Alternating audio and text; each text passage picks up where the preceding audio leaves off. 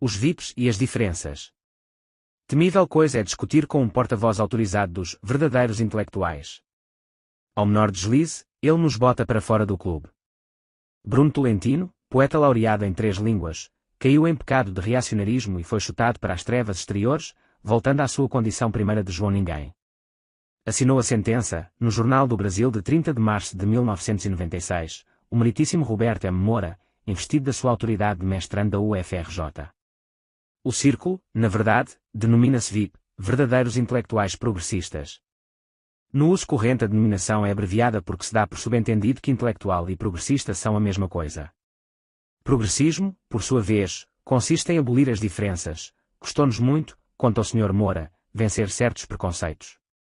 Derrubar fronteiras intelectualoides, demarcações de área. Fazer a elite aceitar Chiquinha Gonzaga. Beber na fonte de Pixinguinha com o aval de Radamés.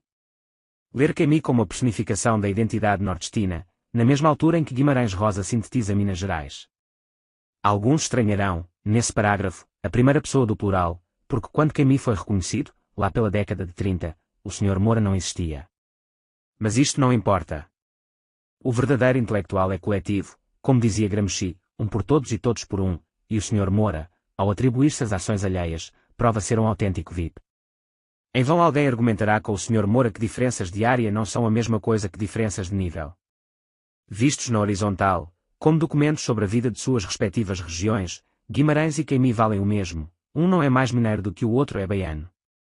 Equivalem-se nas respectivas expressividades regionais. Na vertical, porém, Guimarães alcança altitudes e profundidades que estão fora do mundo de Camus, e se torna, por isto, universal. Qualquer homem, de qualquer nacionalidade, pode ler Guimarães para conhecer-se a si mesmo e não só para conhecer o Brasil, ao passo que em Camus a referência local é também o extremo limite de sua significação intelectual. Trata-se, no fundo, da diferença entre importância histórica, ou antropológica, e valor intelectual, ou pedagógico. Mas esta diferença, como todas, é odiosa a um progressista. Como todos os VIPs, o Sr. Moura não veio para diferenciar, veio para confundir. Daí que condeno como reacionarismo esponjoso o esforço de Tolentino no sentido de restaurar uma diferença entre o maior e o menor, o melhor e o pior, a vertical e a horizontal. O leitor estranhará o termo esponjoso, pois esponja é o que absorve, ao passo que as distinções de Tolentino expelam e separam, que é exatamente o contrário. Mas a distinção entre figuras de linguagem adequadas e inadequadas é também profundamente reacionária. Daí que o Sr. Moura usasse esponjoso, como poderia ter usado azul ou estratosférico, na escrita democrático persista, todos os adjetivos se equivalem, exatamente como Chiquinha Gonzaga e Beethoven.